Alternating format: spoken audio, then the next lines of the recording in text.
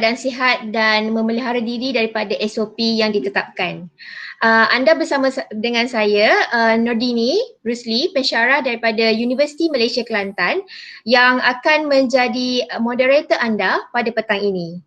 Kita akan bersiaran selama 1 jam untuk mendengar perkongsian mengenai topik asas pemakanan ternakan ruminan.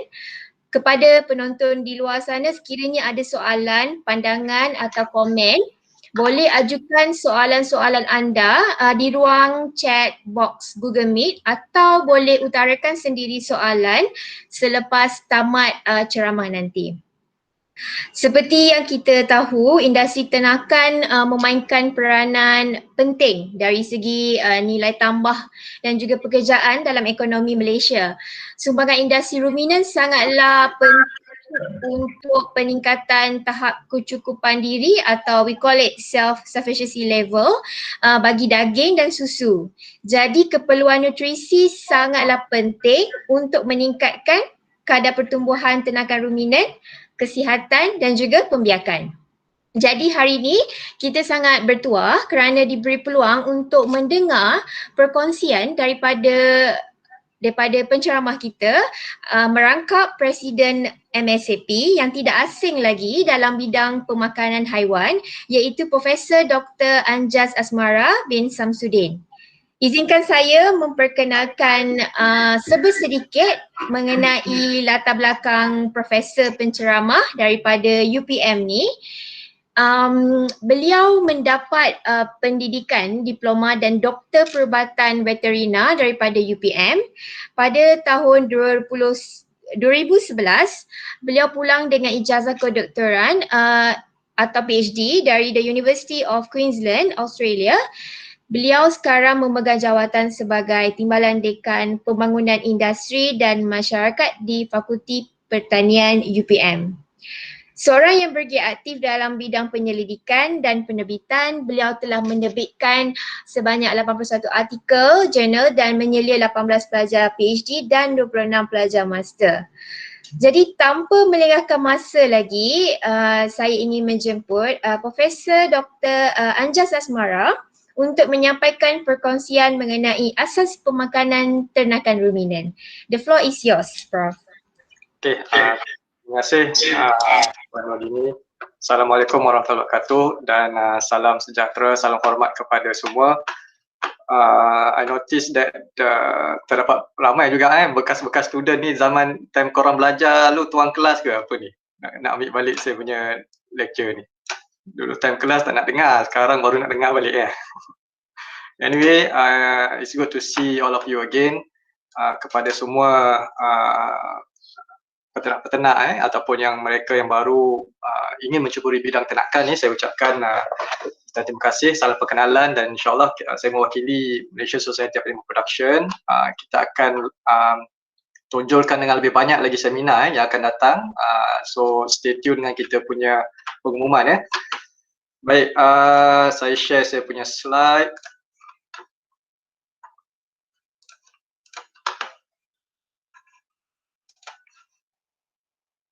Nampak semua? Tampak. Alright, okay.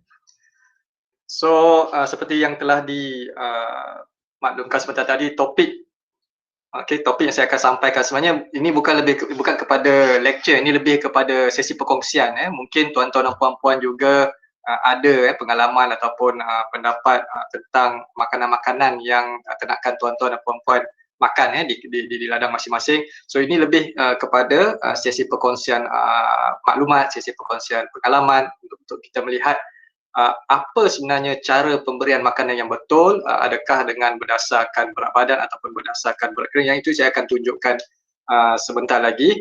Dan untuk kandungan khusus yang saya akan kongsikan dengan tuan-tuan perempuan selama 1 jam, hopefully kalau terlebih pun tak apa, tak ada masalah.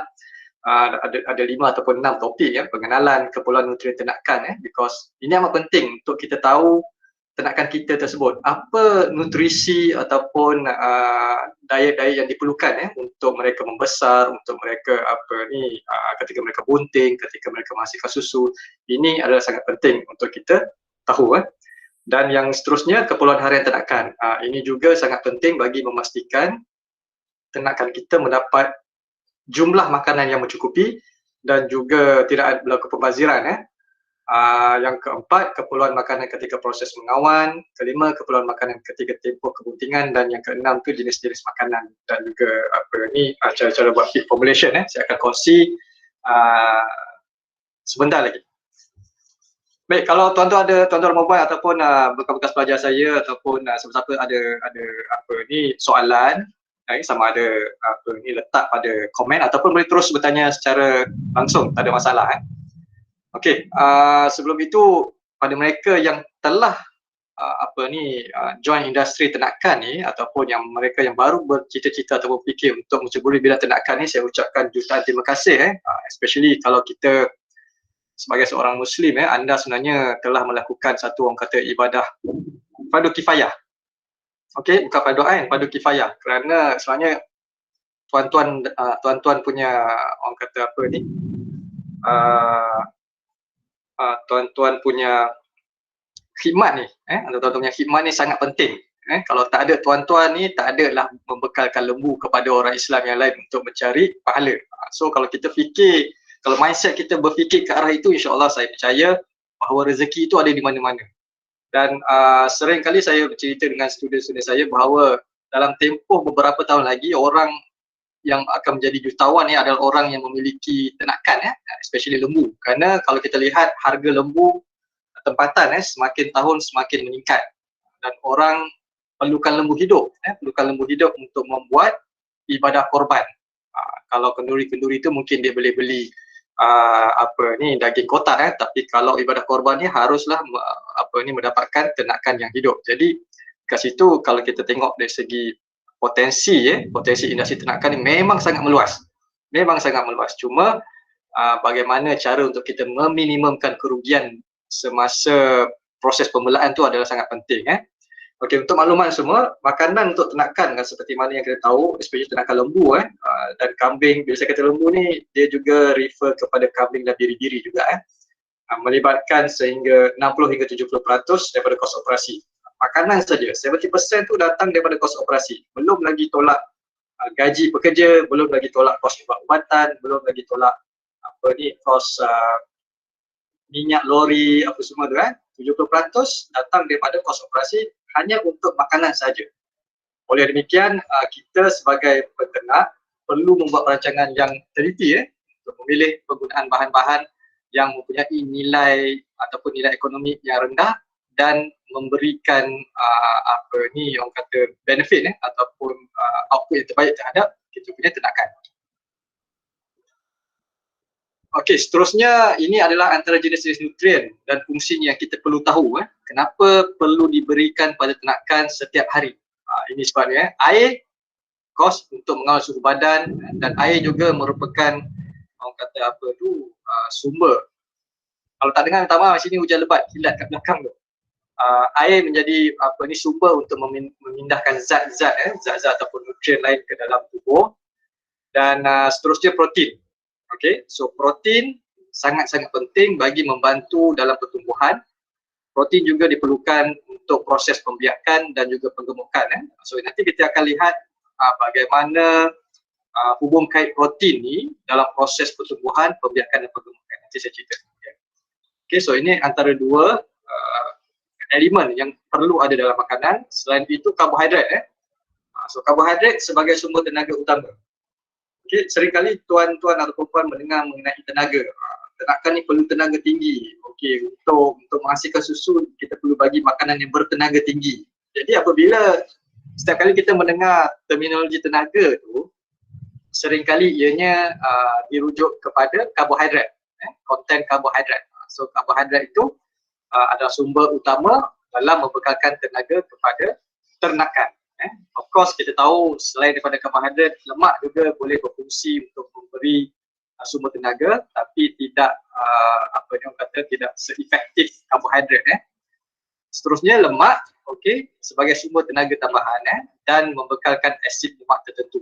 Alright, walaupun kita tahu lemak ni mempunyai tenaga yang tinggi, tapi kita tidak boleh memberikan kepada ternakan dalam kuantiti yang banyak kerana ini kerana lemak daripada, dia kata lemak ni kadang-kadang lemak daripada lemak haiwan ataupun lemak daripada lemak sayur-sayuran atau tumbuhan kerana sistem dalam perut ternakan ni dia tak boleh memecahkan ataupun tidak boleh mengoptimalkan penggunaan lemak ni sebagai sumber makanan. Jadi ada kekurangan kat situ lah. Jadi ada limit ada limit untuk kita bagi lemak dalam ransum makanan kita. Dan seterusnya galian dan mineral. Penting untuk pembinaan tulang, gigi, otot dan sel-sel darah. Okey, yang galian dan mineral ni selalunya kalau dekat ladang-ladang dia bagi mineral block garam jilat, itu sudah mencukupi. Itu sudah memadai bagi ternakan yang menjalankan, yang berada dalam sistem feedlot, sistem feedlot ataupun sistem intensif yang mana semua aktiviti harian berlaku di bawah satu bumbung. Dia tak dilepas meragut kat luar, dia tak dia hanya duduk di dalam reban semata-mata sepanjang hidup dia. Yang tu kita kena supply mineral block ataupun garam jilat. Kalau ternakan tersebut diberi kebebasan untuk keluar meragut pada waktu pagi dan pada waktu petang kita tarik balik simpan pada reban, selalunya garam dan mineral ini bukanlah menjadi, ataupun garam jilat ni bukanlah menjadi satu kemestian kerana ternakan-ternakan tersebut boleh mendapatkan sumber galian dan mineral tu melalui proses meragut. Bila dia ragut tanah, bila dia ragut rumput, dia akan termakan sikit tanah-tanah apa semua tu kan. Jadi dalam tanah-tanah tu ada sumber mineral dan galian sikit dan daripada rumput-rumput tu banyak juga galian dan mineral. Right? Dan selanjutnya vitamin. Okey, vitamin ini antara vitamin yang diperlukan Vitamin A untuk membantu penglihatan, vitamin D, pencernaan kalsium dan seterusnya. Okey, ini jumlah nutrien yang diperlukan dalam ransum makanan lembu seperti berikut. Okey, untuk protein minimum 7%. Ini bila saya kata 7% ini hanya untuk ternakan yang untuk dia maintain berat badan dia, bukan untuk naik berat badan dan bukan untuk menghasilkan janin ataupun menghasilkan susu. Ini untuk dia hidup semata-mata. Minimum requirement dia, minimum requirement protein minimum 7%. Walau bagaimanapun kalau protein level atau protein tu melebihi 7% lagi baguslah. Jadi ternakan tersebut akan dapat protein yang lebih dan boleh mempercepatkan proses pertumbuhan tisu dan pertumbuhan otot. Yang kedua tenaga, tenaga atau karbohidrat minimum dia 10.6 megajoule per kilogram. Yang maklumat-maklumat ni sebenarnya tuan-tuan boleh dapat kalau kita beli dedak. So dekat bunyi dedak tu dia ada tulis protein berapa, kandungan protein berapa, kandungan tenaga. Okey, dekat situ. And then galian ataupun mineral kalsium dan mineral fosforus ni minimum 0.65%, minimum untuk fosforus 0.45%. Untuk garam mineral ni kalau kita membuat formulasi makanan sekiranya berlebihan, dikhawatiri kalau ternakan tersebut makan dalam kuantiti yang banyak dan dalam tempoh yang panjang boleh menyebabkan batu karang dekat dia punya buah pinggang dan so kita kena berhati-hati dekat situ. Okey. Jadi untuk merumuskan apa yang saya maklumkan sebentar tadi, sumber makanan kita ni sebenarnya dibahagikan kepada dua. Satu dalam bentuk moisture ataupun bentuk kelembapan ataupun air dan yang kedua bahan kering. Saya percaya tuan-tuan dan puan-puan banyak juga sering kali mendengar mengenai bahan kering. So kenapa bahan kering ni sangat penting pada ternakan? Kerana dalam bahan kering ni terdapat segala ataupun semua jenis zat-zat yang saya ceritakan sebentar tadi. So dalam bahan kering ni terdapat yang karbohidrat, bahan kering ni terdapat protein, lemak, asid, vitamin semua ni. Okey. Dalam air tak ada apa-apa zat. Air hanyalah membantu untuk bawa bahan-bahan karbohidrat, protein apa semua ni ke tempat-tempat yang diperlukan dalam badan. Okey. Jadi saya tunjuk foto membezakan ternakan di luar negara yang makan rumput kering dan ternakan tempatan yang makan rumput segar yang hijau. Memang kita tengok air banyak. Kita tengok perbezaan daripada dia. Okey, seterusnya keperluan harian ternakan. So keperluan atau jumlah makanan yang diperlukan oleh seekor lembu bergantung kepada berat lembu semasa. Okey, selalunya kalau kita bagi rumput sahaja, kalau orang tanya berapa persen ni, selalunya kita akan bagi 10% daripada berat badan. Katakan lembu kita berat badan 300 kilogram. Jadi kalau 10% 10% daripada 300 kg, bermakna ternakan tersebut memerlukan 3 kg, 3 ke atau 30. So 10% daripada 300 adalah 30 kilo berat basah. Okey, 30 kilo berat basah. Jadi 30 kilo. 10% of 300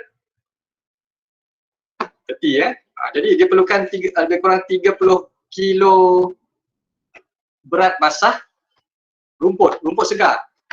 Jadi apa ni jadi sehari lembu yang mempunyai berat badan 300 kg memerlukan 30 kilo rumput segar sehari. Itu baru seekor. Tuan-tuan, kalau kita kali ada 10 ekor ke 30 ekor, berapa banyak, berapa tan rumput segar yang kita perlu beri pada ternakan. And then kalau kita lihat kebanyakan amalan di ladang, rumput dibagi juga, dipotong lebih kurang 10% daripada berat badan, tetapi at the same time dia bagi juga dedak pada ternakan tersebut. So kenapa perlu kita bagi tambah dedak pada ternakan walaupun kita tahu ternakan tersebut sudah mencukupi keperluan harian dia hanya dengan 30 kg rumput segar sehari. Jadi kenapa kita perlu tambah dedak? Okay, reason dia kerana rumput tempatan, kualiti dia kualiti dan kandungan zat dalam rumput tempatan ni adalah agak rendah berbanding dengan rumput yang tumbuh di negara-negara barat.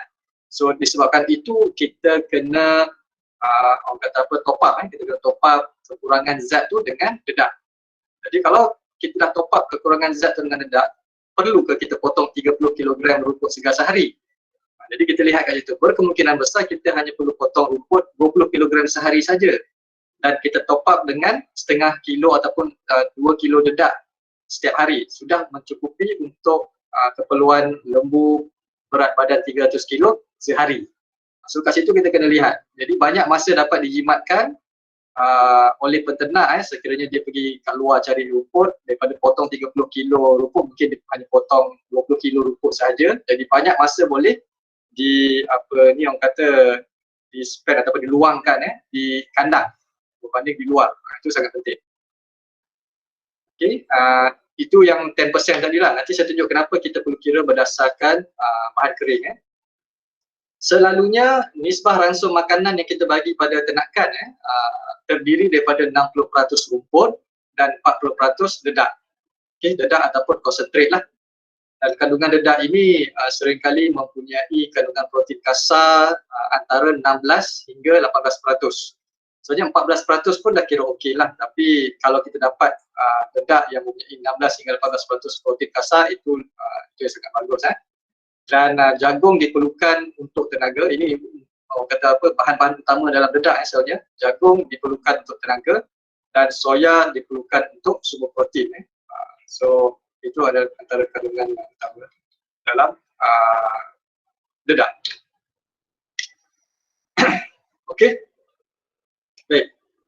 Selalunya untuk makluman semua, keperluan harian ternakan ni kalau ikutkan terbahagi kepada tiga kumpulan. Yang pertama untuk sara diri ataupun maintenance requirement. Yang kedua keperluan harian untuk pertumbuhan. Yang pertumbuhan ni adalah untuk anak lembu yang baru cerai susu tu, itu diklasifikasikan sebagai kumpulan pertumbuhan. Dan yang kumpulan ketiga kumpulan produksi. Kumpulan produksi yang mana dalam kumpulan ini adalah ternakan-ternakan yang menghasilkan susu, ternakan-ternakan yang bunting dia menghasilkan anak lembu atau anak kambing. So contoh yang saya akan bagi pada hari ini, kita lihat kepada untuk sara diri dulu ya. So apakah yang dimaksudkan dengan keperluan untuk sara diri, pertumbuhan, maintenance bukan pertumbuhan. Ianya merupakan keperluan untuk ternakan tersebut untuk meneruskan kelangsungan hidup tanpa ada pertambahan berat badan maupun penurunan berat badan. Ini saya silap tanya, bukan keperluan untuk pertumbuhan tapi keperluan untuk sara diri. Sara diri. Bermakna ini untuk lembu dewasa ataupun kambing dewasa ataupun biri-biri dewasa yang mana kita bagi makanan untuk dia hidup saja, bukan untuk naik berat badan dan bukan untuk turun berat badan, untuk dia maintain berat badan. That's why kita panggil keperluan untuk sara diri, maintenance. Okey, untuk maintenance requirement secara purata, lembu boleh memakan jumlah bahan kering makanan bersamaan dengan 3% daripada berat badan. Kalau kita ikut buku dia bagi julat dia antara 2.6 hingga 2.8%. Tapi untuk memudahkan perkiraan kita ambil 3% lah. Okey, bahan kering 3% daripada berat badan. Sementara tadi saya beritahu kalau kita nak berdasarkan rumput segar, kita berdasarkan 10% daripada berat badan kan. Itu berdasarkan rumput segar. Tapi apabila kita berdasarkan bahan kering, ianya kenalah jadi ianya disarankan sebanyak 3% daripada berat badan. Right Okey, sekarang ni saya nak beritahu apa itu bahan kering. Macam saya beritahu tadi, dalam bahan kering tu ada zat-zat yang lain. So bahan kering adalah anggaran nilai kering makanan tersebut tanpa kandungan bahan basah, tanpa kandungan air. Meaning that kalau rumput tu rumput kering lah. Dedak consider sebagai bahan kering kerana dedak 99% adalah kering. Hanya ada 1% saja kelembapan dalam tu. Jadi dedak dan juga rumput kering kita klasifikasi dia sebagai bahan kering. Kalau rumput segar tu bukan bahan kering kerana dalam tu terdapat kandungan air dia. Okey. Alright, ini gambar masa saya buat PhD dekat Australia. Kalau tuan-tuan perasan, keliling tu adalah rumput kering. Rumput kering di Australia, di pertengahan, di Central Australia tu kawasan kering, dipanggil semi arid area. So dekat sini ni rumput dia, tak ada hijau, semua kering. Tetapi dia mempunyai zat protein dan zat energi yang sangat tinggi. Tuan-tuan tengok lembu dia. Okey, ini lembu Brahman. Brahman dekat Australia makan rumput kering je tuan-tuan. Alright, dia makan rumput kering dan kita tengok badan dia, kalau tengok body score sini memang sangat-sangat lumayan. We cannot see, we barely see dia punya ribs dan juga dia punya pin bone belakang tu memang tak nampak.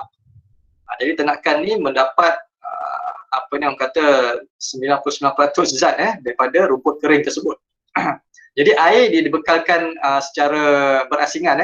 Soalnya peternak dia akan dibekalkan dalam tong berasingan untuk air saja. Jadi makanan ternakan di sana dia tak dapat sumber air daripada makanan, dia dapat sumber air daripada apa yang kita supply lah. Berbanding dengan negara kita, negara tropika, saya percaya dekat Asian country, negara tropika yang mana tumbuh-tumbuhan kita semua hijau, rumput kita segar, and yet ternakan kita still lagi tidak dapat body score ataupun nampak seperti tak cukup makan. Nampak dia punya ribs, nampak dia punya tulang rusuk, tulang pinggul dia nampak. So kenapa benda ni boleh terjadi? Okey, ni salah satu juga gambarnya. Okey, foto yang kita boleh lihat. Rumput hijau, segar, pagi-pagi tu ada embun, jadi lembu makan banyak. Still condition badan tidak improve. Still nampak juga tulang rusuk.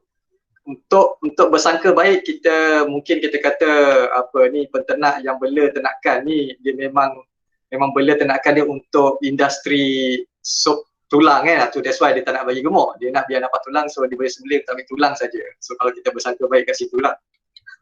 Tapi kalau kita tengok ini memang it's not productive. Alright, rumput hijau cantik sekeliling, and yet badan still lagi tak naik. Mungkin orang kata disebabkan kecacingan. Okey, itu salah satu faktor juga, tapi ianya tidak selalunya memberi kesan kalau kita bagi ubat cacing. Kalau dia makan rumput yang sedia ada juga, kenaikan badan dia tu tidak terlalu signifikan lah. Kerana apa? Kerana rumput kita ni penuh dengan air. Alright, rumput kita penuh dengan air, jadi ternakan di Malaysia kebanyakannya bila dia makan, dia akan kenyang dengan air, bukan kenyang dengan serat, bukan kenyang dengan bahan kering. Berbanding dengan rumput di Australia tadi yang saya tunjuk gambar sebelumnya, ternakan tersebut makan, dia kenyang dengan serat, kenyang dengan bahan kering.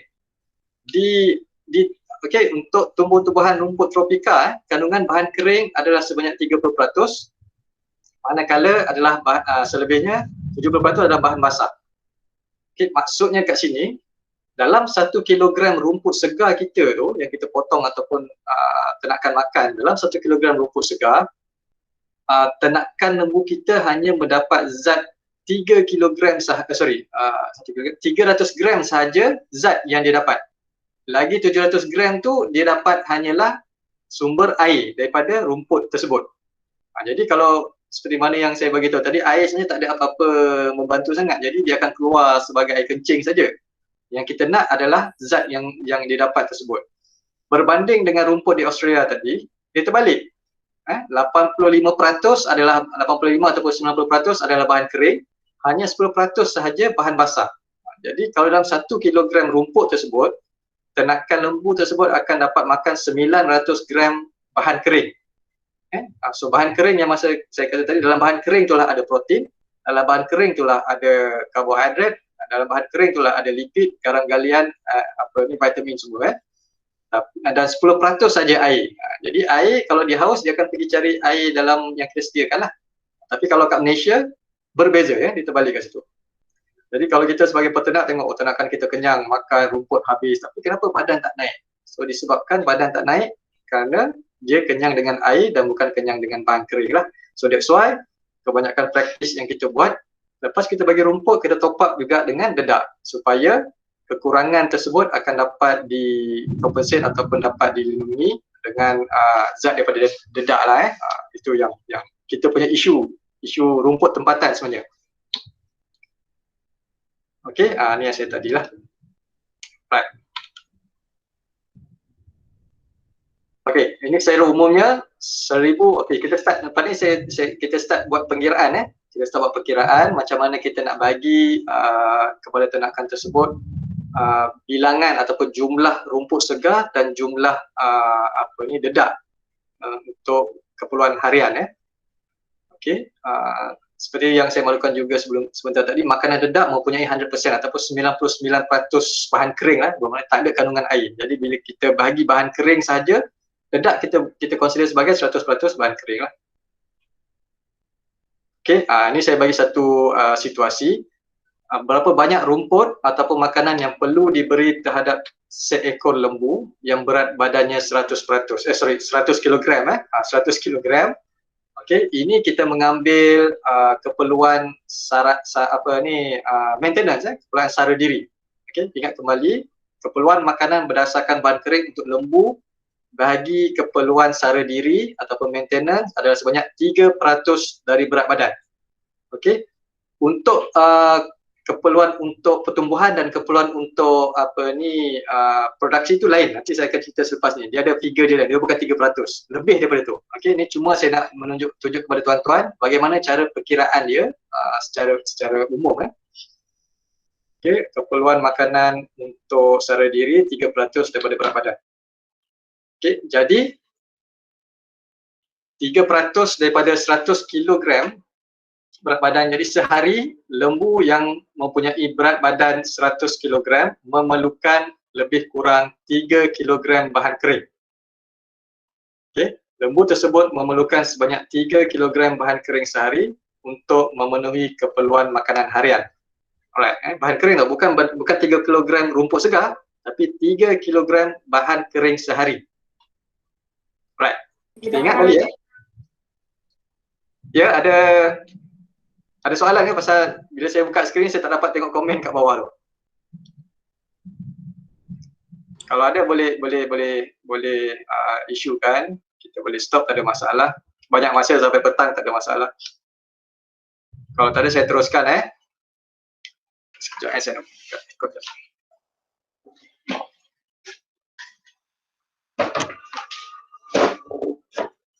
Okey. Tuan-tuan jangan risau, jangan apa ni nak salin apa semua, jangan risau. Lepas ni kita akan saya akan bagi slide ni dalam Facebook MSAP, nanti tuan-tuan boleh ambil daripada Facebook Malaysia Society of Production ambil je, download je free, tak ada masalah. Ini untuk tontonan umum benda ilmu ni tak perlu kedekut, share je dengan semua orang. Jadi bahan kering dalam 1 kg rumput mempunyai 300 gram berdasarkan 30% kandungan bahan kering. Okey, macam saya bagi tahu tadi, rumput tropika di Malaysia kita mempunyai ratio bahan kering dan kandungan air sebanyak 70-30. Itu untuk keadaan yang biasa. Tapi kalau musim hujan dia berbeza sikit. Kalau musim hujan, kandungan air adalah sebanyak 80%, kandungan bahan kering berkemungkinan dalam kandungan bahan kering 20%. Bila hujan jadi rumput tu dia absorb banyak air lah. Bila dia absorb banyak air, jadi kandungan moisture ataupun kandungan air itu agak tinggi. Jadi kalau kita ambil pada musim-musim yang biasa, kita ambil 70-30 yang 70% kandungan air, 30% kandungan bahan kering. Right? Okey, ingat kembali 1 kilogram rumput bersamaan 300 gram bahan kering. So jumlah bahan kering yang diperlukan untuk 100 kilogram lembu bersamaan 3 kilo. Jadi kalau tuan-tuan bahagi 3000 gram, 3 kilo ni kita convert kepada 3000 gram. Jadi 3000 gram bahagi 300 gram rumput, bahan kering dalam rumput, 1 kilo rumput, kita akan dapat 10 kilogram rumput segar. Okey, so maka jumlah rumput segar yang diperlukan adalah sebanyak 10 kilogram sehari. Sama tak dengan macam saya kata awal-awal tadi? Awal-awal tadi saya mengatakan bahawa kalau kita bagi rumput segar sahaja, selalunya kita bagi 10% daripada body weight. Jadi 10% daripada 100 kg berat badan lembu adalah 10 kg. Okey, itu dia punya ni. Jadi rumput segar, kalau kita bagi semata-mata rumput segar kepada ternakan yang berat badan 100 kg, berdasarkan dengan kita punya formula yang awal tadi, 10% daripada berat badan, so kita bagi 10 kg je lah sehari. 10 kg sehari. Tapi itu berdasarkan rumput segar. Sekarang kita nak combination rumput segar. Berapa banyak rumput segar yang kita perlu beri? Adakah 10 kg ataupun mungkin rumput segar tu kita hanya bagi 7 kg rumput segar dan setengah kilogram dedak. Itu kita nak tengok kemudian itu kita dapat menjimatkan masa lah. Alright. Bagi memenuhi kumpulan makanan lembu yang berat badan 1 kilo, rumput segar sebanyak 10 kg hendaklah diberi. Okey, macam saya maklumkan tadi. Recommendation pemberian campuran serat dan dedak yang lazim, seperti yang lazim diamalkan adalah 60-40. 60% serat. Bila saya kata serat tu dianya merujuk kepada campuran rumput ataupun daun dan 40% dedak. Ini yang selalunya kita beri untuk ternakan dalam kumpulan sara diri. Kumpulan sara diri ni selalunya ternakan yang dah dewasa. Ternakan yang dah dewasa yang kalau lembu kita tak nak dia naik berat badan lagi dan kita tak nak dia turun berat badan lah. Kenapa tuan-tuan kena ingat kalau ternakan yang dah mencapai tahap dewasa, kalau lembu dewasa lebih kurang dalam 2 tahun ke 3 tahun tu dah consider dewasa. Kalau kita bagi terlalu banyak protein, okey, apabila kita bagi protein terlalu banyak ataupun dekat sini kalau kita bagi 60% dedak, 40% serat, okey, pada haiwan yang telah mencapai tahap dewasa, kita bimbang zat tersebut memang berat badan dia akan naik, tapi yang menyebabkan kenaikan adalah bukannya otot, tapi yang naik adalah lemak. Okey, yang naik adalah lemak. Jadi that's why kalau kita keep on bagi dedak tinggi pada ternakan yang dewasa, kita bimbang dia punya zat tu menukarkan menjadi lemak dan bukan menjadi tisu ataupun bukan menjadi otot, bukan menjadi daging, kerana proses tumbuh sarang daging tu dah stop apabila dia capai umur dewasa. Itu kita kena tahulah bila janganlah bagi protein sepanjang hidup. Pasal kita tahu sumber protein tu mahal. Okey, sumber protein tu mahal. Jadi kita kena tahu bila masanya untuk kita bagi protein dengan kadar yang tinggi, bila masanya yang kita perlu bagi sumber protein dalam kuantiti yang sederhana dan kuantiti yang rendah, bukan sepanjang masa kita bagi kuantiti yang tinggi. Nanti sebagai peternak memang seronoklah kita jual ternakan lembu kita berat, tapi sebagai pengguna ataupun orang yang beli lembu tu untuk dijual dekat pasar, dia akan mengalami kerugian kerana dia boleh katakan 15% daripada berat lembu tu adalah berat lemak bawah kulit dan bukan berat daging. Itu kita tak mau betul. Okey, kita tak, kalau boleh kita tak nak benda tu berlaku lah. Baik, ini saya dah buat jadual untuk menunjukkan berapa sebenarnya yang kita perlukan. Okey, kalau tuan-tuan lihat kat sini kalau lembu itu berat badan dia 100 kilo, jadi kalau kita berdasarkan 3%, berdasarkan 3% daripada berat badan, bermakna 3 kilogram. Okey, bahan kering yang diperlukan adalah 3 kilogram sehari. Sekiranya tuan-tuan dan puan-puan tak nak bagi rumput, tuan-tuan nak bagi dedak semata-mata. So berapa banyak dedak nak bagi? 3 kilogram saja. Okey, because bahan kering tadi dedak memang 100% kering ataupun 99% kering. Jadi sehari berat lembu 100 kg kita bagi 3 kg dedak semata-mata. Jangan bagi rumput. Itu keperluan sehari. Tapi of course kalau kita ada seekor mungkin bolehlah, kalau ada banyak ekor, berpuluh-puluh ekor nak bagi dedak semata-mata, takut nanti koyak gitu punya poket so it's not tak menguntungkan. Tapi kalau kita tak nak bagi dedak, okey, kalau berat badan 100 kilo ni nak bagi rumput semata-mata, berapa banyak rumput segar yang kita perlu bagi berdasarkan 10% dari berat badan, jadi 10 kilo. Okey, 10 kilo rumput segar yang 100 kilogram lembu perlu makan sehari Bila saya kata sehari ni tuan-tuan, jumlah ni kita kena lihat juga tabiat pemakanan ternakan kita tu. Bila 10 kilo bukan 10 kilo kita letak segedebuk pagi-pagi tu, tak. Selalunya ternakan makan ni kita buat biar berfasa. Pagi kita bagi 5 kilo, petang kita bagi 5 kilo. Itu kalau tuan-tuan buat 2 kali pemberian makanan sehari. Kalau tuan-tuan buat pemberian makanan 3 kali sehari, so bahagi 3 lah. Bahagi 3. Okey.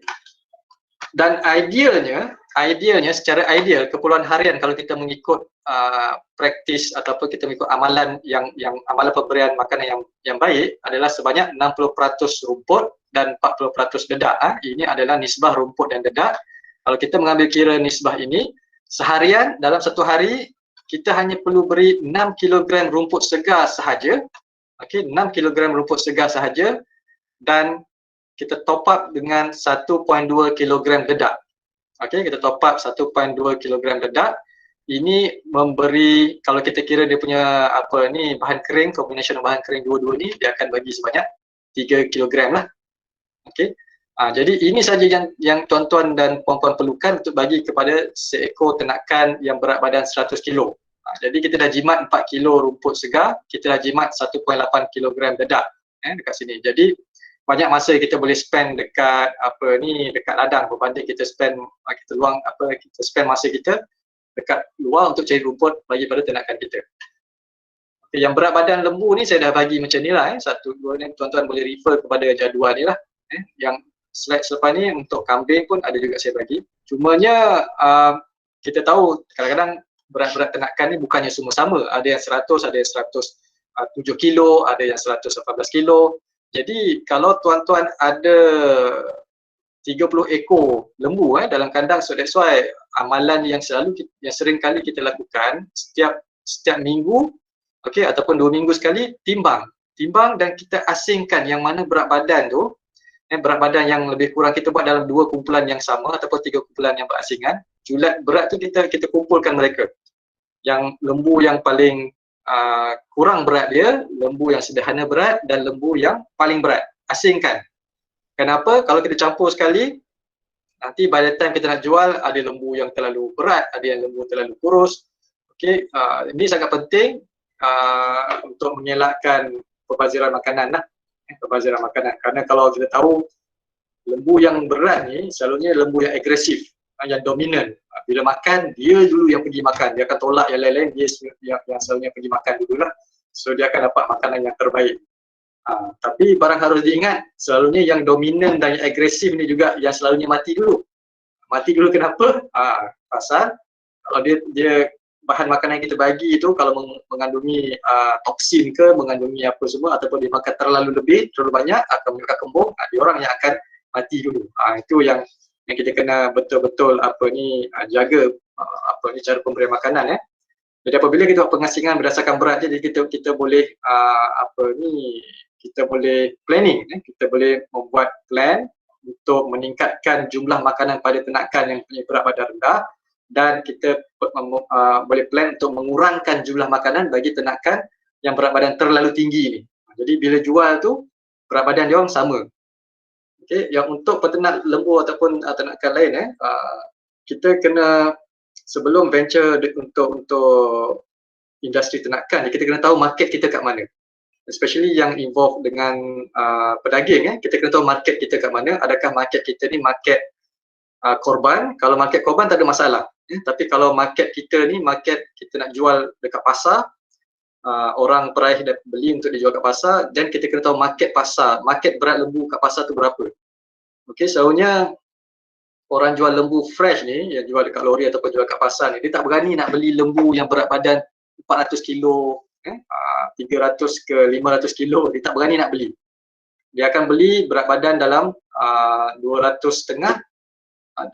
ke 200 setengah ataupun maksimum 300 kilo saja.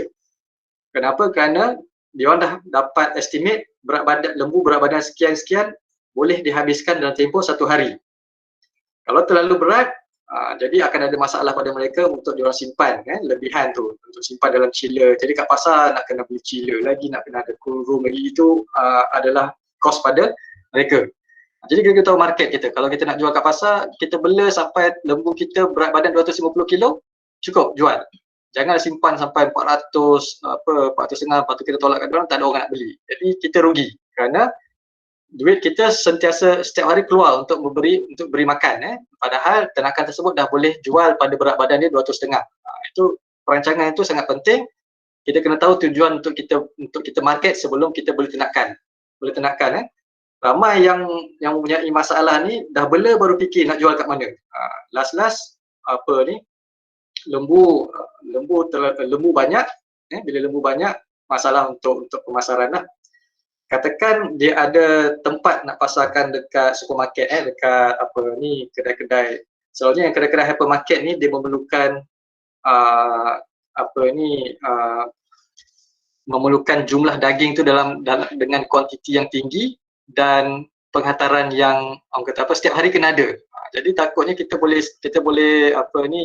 supply hanya untuk seminggu, lepas tu lembu kita dah habis, dah kita pula kena cari lembu orang lain. Jadi itu akan datangkan masalah pada kita lah. Jadi tuan-tuan kena tahu tuan-tuan punya pemasaran tu macam mana. Bila kita tahu pemasaran kita, barulah boleh kita bela lembu, dan barulah boleh kita target kita nak bela lembu kita pada berat sekian-sekian. Sama juga untuk feedlot ataupun penggemukan tu selalunya orang bela maksimum 4 ke 6 bulan saja. Jarang orang bela feedlot untuk 6 bulan, untuk setahun 2 tahun kerana apabila tuan-tuan bela lebih daripada 6 bulan, saya boleh katakan poket kita akan koyak lah. Poket kita akan koyak kerana nak kena beli dedak tu semua. Jadi dalam tempoh 4 bulan sebelum kita jual tu, itu adalah tempoh yang paling kritikal, yang mana kita perlu beri lebih banyak sumber protein. Bila saya kata sumber protein sini lebih banyak dedak berbanding rumput lah. Ini untuk sistem feedlot, sistem penggemukan. Jadi dekat situ penting untuk kita tahu kita punya sistem peternakan, cara kita menjaga lembu sebelum kita membela. Kalau tak nanti benda ni lah 70% daripada kos operasi datang daripada makanan. So fikir dulu ya. Jangan terus lompat. Jadi boleh tanya berguru dengan rakan-rakan yang dah buat sebelum ni. Okey, ini untuk kambing berat kambing, berat biri-biri sama So untuk makluman, kambing dengan biri-biri berbeza ya. Dia bukannya ada kambing biri-biri. Kambing dan biri-biri tak boleh breedkan sekali dia tak boleh kacau kerana dia punya kromosom dia berbeza. So kambing adalah kambing, biri-biri adalah biri-biri. So sama juga, ini untuk maintenance requirement ataupun keperluan sara diri. Okey, itu sara diri. Seterusnya keperluan untuk pertumbuhan. Alright, keperluan untuk pertumbuhan merupakan keperluan makanan yang diperlukan oleh haiwan tersebut bagi proses pertumbuhan tisu badan. Jadi ini kita refer kepada kelompok anak lembu yang sedang membesar lah, anak lembu ataupun anak kambing yang sedang membesar. Selalunya dia punya proses pembesaran berlaku dengan cepat apabila dicerai susu. Okey, apabila cerai susu, dekat situlah proses pembesaran dia berlaku dengan pantas, dan dekat situ yang kita kena tangkap cepat. Kita kena tahu apa zat yang kita perlu bagi dengan kadar yang banyak supaya dia boleh mencapai berat badan yang ideal lah masa bila dia capai dewasa nanti. So tadi kalau sara diri kita bagi 3% saja kan, 3% daripada berat badan. Untuk pertumbuhan, okey, kita tambahkan sikit 3.5 hingga 4% bahan kering daripada berat badan. Kerana bila haiwan yang nak membesar ni dia makan banyak. Sama juga macam manusia kan. So budak kecil ni yang nak membesar tu memang banyaklah dia makan. Okey, seterusnya, jadi saya tak tunjuklah dia punya proses pengiraan ni sama saja. Tadi 3%, ini kita naikkan 3.5 ataupun 4%. Tuan-tuan boleh gunakan 4% saja untuk memudahkan pengiraan. Boleh guna pakai formula tadi lah. Dan seterusnya keperluan untuk produksi. Okey, maksud keperluan produksi adalah keperluan bagi kumpulan ternakan yang sedang bunting dan dalam proses penyusuan yang dah menyusu lah. Proses penyusuan, keperluan adalah sebanyak 4 hingga 5% bahan kering daripada berat badan. Ini kita kena tambahkan sikit lagi requirement dia, kerana dia perlu makan untuk diri dia dan dia juga perlu makan untuk janin yang sedang membesar dalam perut dia, dan juga kalau dia dah beranak, dia perlukan makanan yang lebih untuk menghasilkan susu untuk anak dia lah. Ini kita increasekan sikit, tambahkan, naikkan lagi 5% bahan kering daripada berat badan. Okey, itu merupakan orang kata apa, secara umum jumlah yang kita berikan pada ternakan berdasarkan keperluan harian berdasarkan sara diri, berdasarkan keperluan untuk pertumbuhan dan juga berdasarkan keperluan untuk produksi. Alright, nanti kalau yang mana terlepas tadi boleh tengoklah slide yang saya akan bagi nanti, tengok jadual tu, refer pada table tu, belajar study sikit dia punya ni. Okey. Seterusnya antara maklumat yang sering kali peternak terlepas pandang, bukan kita kata lupa tapi terlepas pandang, adalah keperluan pemakanan sebelum proses mengawan. Okey, ini sangat penting. Alright, ianya satu proses pemakanan yang dipanggil sebagai proses flushing. Okey, proses flushing ni perlu dilakukan kepada penjantan dan betina sebelum mereka dikacukkan, sebelum mereka mengawan. This is very important. Dan amalan ini dilakukan dengan memberi makanan yang mempunyai tenaga tinggi sebelum dan selepas proses mengawan. Kalau manusia, kalau manusia lelaki ada yang minum tongkat ali apa semua tu kan, dia tenaga lebih. So ternakan pun juga dia perlu benda yang sama. Dia perlu benda yang sama sebelum dia orang dikacukkan. Kita perlu bagi makanan yang mempunyai tenaga tinggi ataupun karbohidrat tinggi, tenaga tinggi sebelum dan selepas proses mengawan. Kenapa? Nanti saya beritahu. Okey, proses flushing yang kita panggil terminologi. So makanan yang mempunyai kandungan tenaga yang tinggi adalah seperti dedak jagung, jagung, okey, gula molas, alright, rumput pun kalau ikutkan rumput juga adalah salah satu fiber. Fiber tu proses memberi sumber energi tapi since kita punya fiber, kita punya rumput serat kita ni kurang sikit kualiti dia. Jadi that's why kalau kita nak bagi yang paling tinggi itu kita bagi dedak jagung. Dedak jagung, cari bahan-bahan makanan yang mempunyai kadar tenaga yang tinggi, karbohidrat yang tinggi. Untuk makluman semua makanan ada karbohidrat, semua makanan ada protein. Cuma yang membezakan dia bahawa dia ni adalah makanan yang mempunyai tenaga tinggi ataupun makanan yang mempunyai protein tinggi, bergantung tengok mana yang tinggi. Jagung tenaga dia adalah lagi tinggi berbanding protein. Jadi kita katakan jagung adalah sumber tenaga. Soybean mempunyai protein lagi tinggi. Jadi kita kata soybean adalah sumber protein bukan sumber tenaga. Tapi dia juga mempunyai sumber tenaga jugalah. So kita kena tahu kluster pemakanan tu. Jenis-jenis makanan yang tergolong dalam kelompok tenaga tinggi, jenis-jenis makanan yang tergolong dalam kelompok protein tinggi. Okey, kalau yang mereka yang duduk di kawasan Lembah Kelang boleh guna pakai byproduct daripada kilang pemprosesan roti. Okey, boleh menggunakan byproduct daripada kilang pemprosesan alkohol. Di PJ itu ada di Shah Alam kita panggil sebagai brewer spent grain, ampas bijirin yang telah diperam tu, itu kita boleh bagi pada ternakan. Itu memang masih mempunyai kandungan tenaga yang agak tinggi lah. Okey, paling mudah kita bagi dedak saja tapi dengan bagi lebih sikit. Okey, so peningkatan pemberian konsentrat juga boleh dilakukan pada tempoh ini sekiranya dedak jagung tiada. Dedak jagung tiada. Jadi kita boleh bagi dedak PKC, dedak PKC boleh bagi lebih sikit. Kalau tak pun kita bagi dedak PKC, at the same time kalau dedak jagung kita top up dengan dedak jagung, kita bagi pada ternakan yang dalam tempoh nak mengawan. Tak perlu bagi lama tuan-tuan, hanya bagi dicadangkan ataupun yang selalunya orang praktis 2 minggu sebelum, okey, dan 2 minggu selepas mengawan. Proses flushing ni kita bagi 2 minggu makanan yang bertenaga tinggi sebelum dan selepas mengawan. Okey.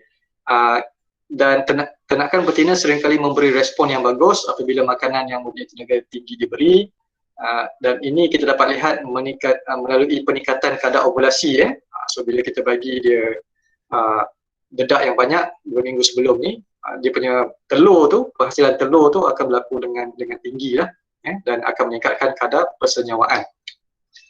Untuk jantan sama juga, apabila kita bagi makanan yang bertenaga tinggi, itu akan membantu dia punya proses penghasilan sperma. So dia punya benih tu dia mempunyai tenaga tinggi untuk dia berenang pergi dekat telur betina tu. Itu salah satu sebab dia lah. Okey.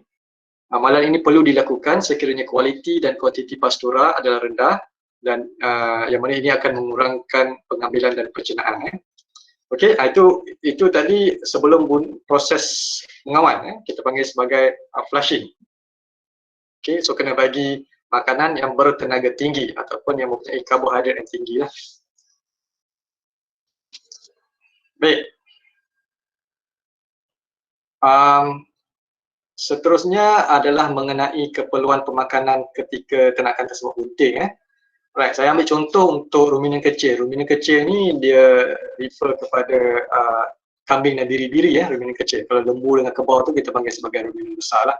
Untuk ruminan kecil, tempoh kebuntingan adalah lebih kurang 5 bulan. Lebih kurang 5 bulan. Jadi kalau cara pemberian makanan yang betul ataupun yang kita recommend, untuk bulan yang pertama 5 bulan bulan yang pertama, pemberian makanan yang mempunyai kandungan tenaga tinggi perlu diberi. Okey, tadi yang flushing tadi, 2 minggu sebelum dan 2 minggu selepas tu kita still bagi makanan yang mempunyai tenaga tinggi.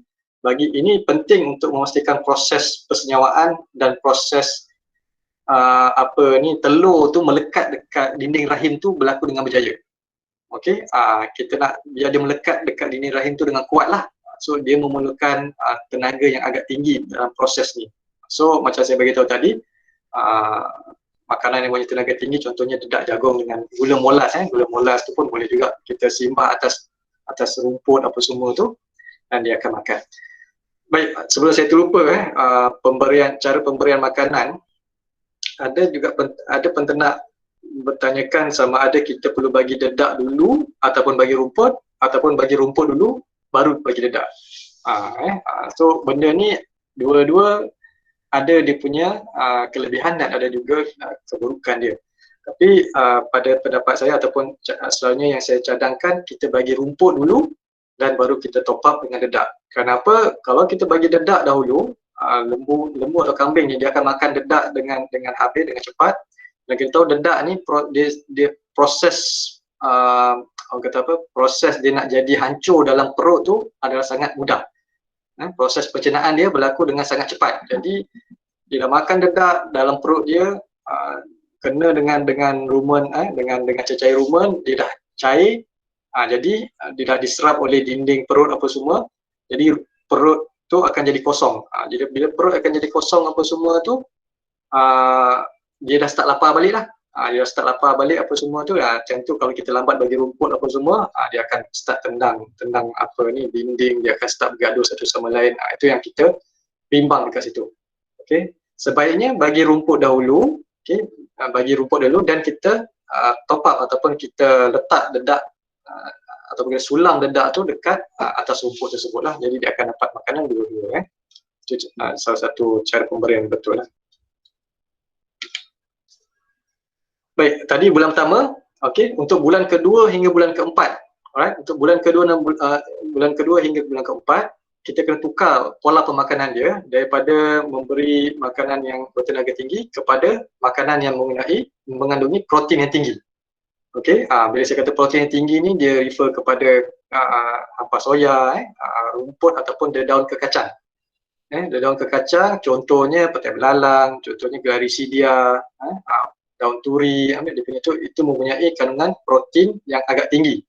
Petai belalang pun boleh walaupun mempunyai protein yang agak tinggi, tapi tidak digalakkan beri dengan kuantiti yang banyak kerana ada kandungan toksik dalam dia yang boleh menyebabkan masalah pada ternakan nanti. Jadi kalau kita nak bagi petai belalang tu campur dengan rumput-rumput lain, tak ada masalah. Okey. So tapi yang paling mudah cari ampas soya lah. Kita beli soybean meal tu, ampas soya tu untuk sebagai sumber protein ataupun benda-benda yang saya kata tadi lah. Kenapa? Pada tempoh ini fetus ataupun janin dalam dia punya kandungan tu memerlukan sumber protein yang banyak untuk proses pembesaran. Dia nak develop dia punya tisu badan tu, so dia perlukan protein yang banyak. Kalau kita tak bagi dengan kuantiti yang cukup, okey, anak ataupun janin tersebut dia akan guna pakai sumber protein daripada badan mak dia. Dia akan tarik, dia akan serap protein daripada tisu-tisu badan mak dia, dan apabila ini berlaku dengan kadar yang lama, kalau ibu dia kurang dapat protein dengan mencukupi, dia akan menyebabkan satu sistem yang dikenali sebagai simptom yang dikenali sebagai ketosis. Ini proses ketosis ni lah, yang mana pemecahan tisu-tisu tersebut untuk bagi sumber protein itu kepada janin tersebut, dan dia menghasilkan satu byproduct yang dipanggil ketosis. Okey, sekiranya simptom ini berlaku dengan kadar yang lama, dalam keadaan yang lama, dia boleh menyebabkan kematian pada ibu dan janin. Okey, disebabkan pengumpulan bahan sebagai toksik ni lah, kita guna ni sebagai toksik lah. So that's why kita kena tempoh 2 bulan hingga tempoh 4 bulan tu adalah sangat penting. Kalau lembu kita tahu dia punya tempoh kebuntingan dia dalam 8 bulan lebih macam tu kan. 8 bulan. Jadi 2 bulan pertama makanan yang tinggi ataupun makanan yang tinggi protein. Jadi 5 bulan pertengahan tu, bulan pertama bagi tinggi protein. Okey, bulan pertama tinggi protein. So 5 bulan yang pertengahan tu ataupun 6 bulan pertengahan tu bagi tinggi protein. Yang first energy, protein, lepas tu last kali energy balik. Kalau tak nanti boleh menyebabkan kondisi anak tu boleh gugur. Anak tu mati dan gugur, kita panggil sebagai pregnancy toxemia lah. Okey. Seterusnya bulan terakhir, bulan kelima, kalau kita lihat kepada biri-biri dan kambing, kita kena tukar balik protein tadi. Okey, makanan yang berasaskan protein tadi kita tukar balik kepada makanan yang berasaskan tenaga. Alright, ini penting kerana kita perlu bekalkan ibu dengan tenaga yang banyak supaya proses dinakteran anak tu berlaku dengan mudah. Dan karbohidrat ataupun tenaga juga time ni penting untuk ibu tu untuk start menghasilkan susu lah, untuk start menghasilkan susu apabila anak keluar nanti. Alright, jangan bagi protein dalam sampai bulan kelima pun kita beri protein, jangan bagi terlalu banyak protein kerana takut nanti janin tu terlampau besar akan menyebabkan kesukaran nak beranak nanti. Akan menyebabkan dystocia lah, anak susah nak keluar pasal anak tu besar sangat. Jadi rongga rahim ibu ni tu kecil, dia punya tempat keluar tu kecil, baby dia besar, terpaksa buat keluar ikut tingkap, susah pula nanti. Okay. Alright, itu agak ni. Prof, Prof, boleh ke kalau kita selitkan dengan soalan daripada penonton? Ya, sila. Saya tak nampak soalan ni, saya nampak slide je. Jadi boleh tanyalah. Okay, ada soalan dekat chat box ni. Dr. Raimi ada tanya, bahan kering tu equals to dedak sahaja atau daun kering? Tu soalan ni tadi. Alright, terima kasih. Bahan kering, kalau dedak memang definitely kering. Okey, kalau dedak like mention earlier memang itu 100% kering ataupun 99% kering, so dia boleh consider sebagai bahan kering. Kalau rumput kalau kita nak jadikan dia sebagai bahan kering, of course kita kena keringkan dia lah. Kita kena keringkan rumput, tapi tenakan ni untuk maklumat tuan-tuan dan puan-puan, kalau dia dah biasa makan rumput segar and then suddenly kita tukar dia dengan rumput kering, mati-mati pun dia takkan makan. Memang dia takkan makan pasal dia dah biasa makan rumput segar ni apa semua. Jadi kalau tuan-tuan nak memperkenalkan rumput kering ataupun even rumput yang bila saya kata kering ni, yang sebenarnya kita katakan kering ni, contohnya kita potong petang ni, kita bagi untuk pagi esok. Jadi dia overnight dia akan kurangkan sikit percentage of kelembapan tu lah. Dia akan kurangkan kandungan air tu. Jadi pagi esoknya dia makan rumput yang agak kering. Tapi bukan yang kering betul. Kalau kering betul tu memang lembu ataupun kambing, especially kambing dia lagi choosy, dia akan kurang makan. Untuk kita nak memperkenalkan bahan-bahan baru terhadap ternakan ni, soalnya kita kena kenalkan sedikit demi sedikit. Contohnya hari ni 1 kilogram rumput kering, 1 kilogram rumput segar, esoknya kita bagi 800 gram rumput segar dengan 200 gram rumput kering. Tengok dia makan habis tak per 3 hari. Kalau habis, and then baru kita tinggikan sikit, 400 gram rumput kering dengan 600 gram rumput segar. Kita mixkan dia, bagi. Habis tak? Sampai dia boleh terima rumput kering tu 100% lah. Itu cara dia untuk pemberian. Okey, kalau dedak memang 100% kering lah. Alright, terima kasih. Kalau ada soalan lagi bagi tahu. Baik, seterusnya jenis bahan makanan ternakan. So kriteria pemilihan bahan ternakan, of course kita kena melihat kandungan nutrisi. Okay, bila saya kata kandungan nutrisi, bila kita dapat satu bahan makanan ni, kita kena tahu bahan makanan ni mempunyai bahan makanan tenaga ke ataupun bahan makanan protein. Itu penting. Sama ada dia protein base ataupun energy base. Itu yang pertama. Yang kedua pula, kegunaan ataupun kesesuaian pada ternakan. Walaupun dia mempunyai protein yang tinggi, adakah disesuai tak bagi pada ternakan? Contoh fish meal ataupun dedak ikan, hampas ikan tu, walaupun kita tahu dia mempunyai protein yang tinggi, tapi adakah dia sesuai untuk diberikan dengan kuantiti yang banyak pada ternakan? Mungkin tak sesuai pasal ada kesan dia lah. Kalau pada susu, pada ternakan susu, kalau kita bagi terlalu banyak fish meal dalam makanan, nanti susu dia orang kata ada bau ikan sikit, bau hanyir sikit. Itu boleh terjadi. Okey, yang ketiga, pemprosesan dan pengendalian. Adakah bahan makanan tersebut mudah diperolehi dan adakah perlu pemprosesan yang lanjut? Adakah kita boleh potong dan terus bagi ataupun kena keringkan, kena rendam dengan air, kena potong, jadi bila leceh sangat benda macam ni, jadi adakah itu ekonomikal ataupun adakah itu memudahkan kerja kita? Dan yang keempat, mudah diperolehi lah. Ini pun sangat-sangat penting. So that's why saya sering kali bagi advice pada mereka yang baru nak mula ataupun nak menceburi dalam bidang ternakan ni, develop dulu bank makanan. Contoh kasi bila saya kata bank makanan ni, you punya petak pastura tu, petak ragutan. Kalau ada petak nak buat untuk meragut lah. Tapi kalau nak buat untuk pastura yang mana rumput potong, develop benda tu dulu. Katakan 3 hektar, develop benda tu dulu. Bila benda rumput dah naik cantik semua, dah okey semua, then baru masuk ternakan. Jangan masuk ternakan baru nak cari rumput. Bila masuk ternakan baru nak cari rumput, time tu barulah kita, tuan-tuan dan puan-puan, akan rasa dia punya kesakitan dia pasal kita terpaksa bagi dedak dengan kadar yang banyak pasal kita tak jumpa, payah nak dapat rumput-rumput di sekitar. Jadi kita terpaksa bagi dedak, jadi akan menyebabkan kos meningkat lah. Kos meningkat. Itu kita kena lihat. Mudah diperolehi. So terdapat pelbagai jenis bahan makanan yang boleh digunakan untuk ternakan lembu. Forage, silage, bijirin dan bahan-bahan sisa pertanian dan perindustrian antara bahan yang kita boleh guna pakai. Silage itu rumput peram. Rumput peram. Right? So ada juga yang tanya sama ada rumput segar ke rumput peram yang baik bagi pada ternakan. Kita kena tahu konsep silage ni. Konsep silage ni dibuat adalah untuk nak preserve ataupun nak simpan rumput tersebut untuk digunakan pada waktu-waktu yang kecemasan. Contohnya musim kemarau, contohnya musim hujan yang kita tak dapat keluar cari rumput, baru kita bagi silage. Alright? Tapi of course sebaiknya zat yang paling banyak adalah pada rumput segar lah.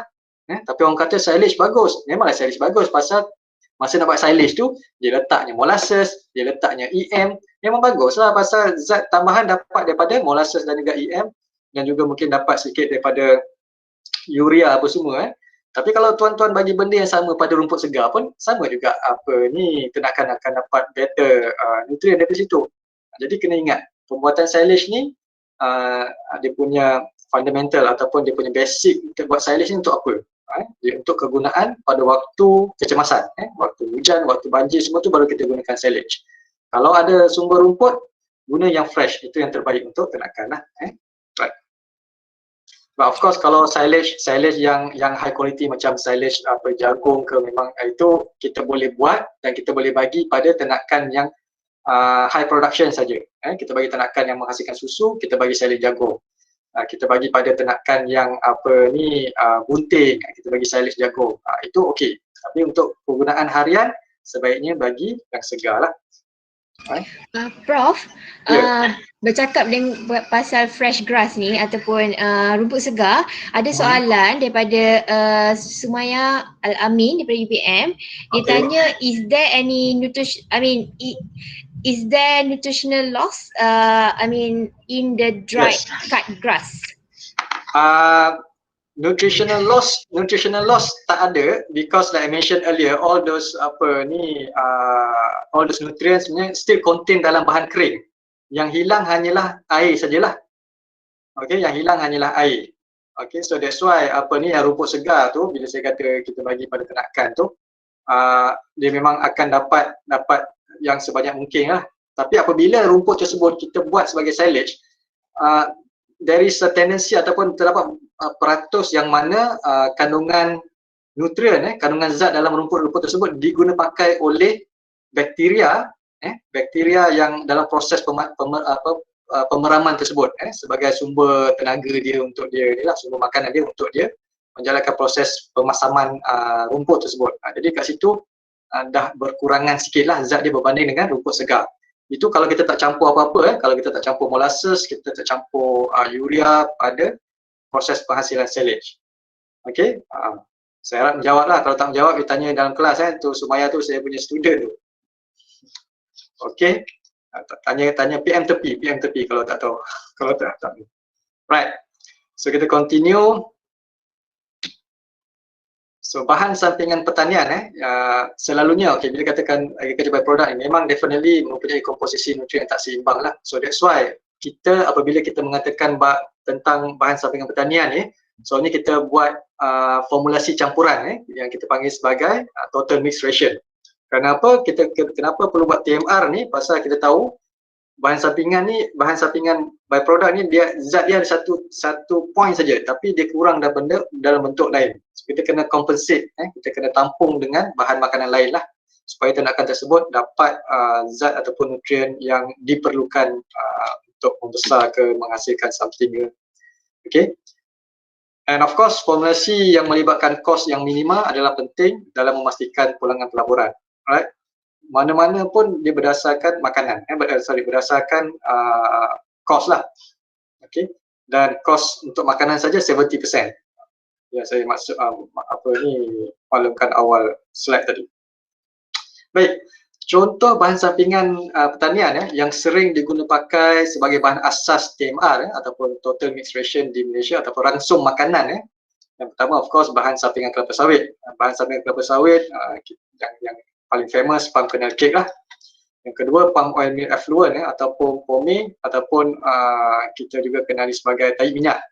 Ada peternak bagi tahu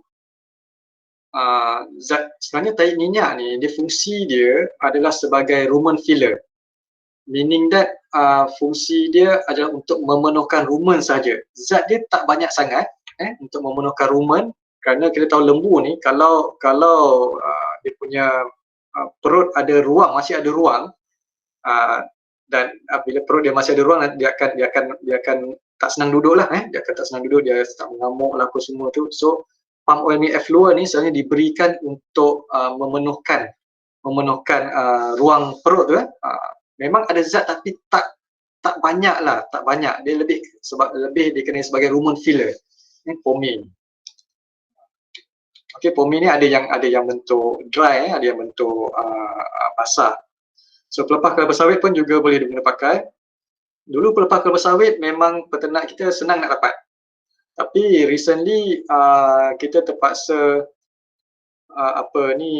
berebut dengan planters, kerana planters dia menggunakan pelepah sawit tu diletak in between pokok kelapa sawit untuk dia naikkan balik sumber organik.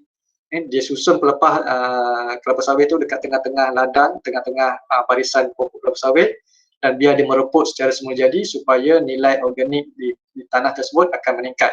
Dan ini telah menjadi satu masalah kepada para peternak lah yang mana menggunakan pakai pelepah kelapa sawit sebelum ni. Okey, kita juga boleh menggunakan pakai sebagai hasil sampingan padi, jerami padi, beras hancur ataupun rice bran, ampas padi. Hasil sampingan lain seperti kulit koko, ampas sagu, ampas nenas, lain-lain. Bila cakap ampas nenas ni selalunya saya refer kepada kulit nenas. Ada juga mengatakan daun nenas boleh bagi tak Prof pada ternakan. Bagi saya daun nenas ni dia punya serat tu sangat susah untuk dihancurkan, sangat susah untuk dihancurkan oleh enzim dalam perut lembu. Kalau kita bagi pada lembu boleh, dia boleh makan. Jadi sama juga dia akan memberi apa ni yang kata dia akan memberi fungsi sebagai rumen filler saja untuk memenuhkan perut lembu tersebut. Zat akan dapat zat juga tapi tak banyak, mungkin akan dapat sumber air ataupun mungkin dapat sikit lah. Cuma yang masalahnya kemudian adalah dia punya fiber tu, dia punya serat-serat daun nenas tu yang akan menjadi masalah pada dalam perut lembu. Kita tengoklah punyalah kuat serat nenas ni sampai boleh buat baju. Sampai boleh buat baju daripada serat nenas ni, serat daun dia, serat daun dia. Jadi itu saya kata kalau nak bagi daun nenas semata-mata sebagai sumber makanan lembu dan kambing, saya agak skeptikal, saya agak was-was dan saya khuatir akan menyebabkan masalah pada masa hadapan because serat-serat dia tu boleh tergumpal dan boleh menyebabkan blockage apa semua itulah. Tapi apabila daun nenas ni dicampur dengan bahan-bahan lain, dicampur dengan kulit nenas, dicampur dengan napier ke, dicampur dengan lain untuk jadikan sebagai TMR, itu mungkin tak ada masalah itu mungkin tak ada masalah. Baik, ini antara contoh TMR yang sering digunakan kalau kita tengok yang ni berdasarkan PKC, kalau komposisi dalam 50% dan kita beri kepada Saiwan Fission, dia boleh ADG ni average daily gain ada kajian menjalankan bahawa dia boleh kenaikan berat badan sebanyak 0.8 kg sehari boleh dicapai kalau dengan bagi TMR ni. Kalau bagi berdasarkan kulit koko, ada kajian yang telah dilakukan pada lembu ke drop master, dia boleh generate berat badan sebanyak 0.9 kg sehari. Kalau hasil sampingan padi, kalau kita bagi pada kacukan Kedah Kelantan, boleh tambah berat badan dia, kenaikan sebanyak 0.6 kg sehari.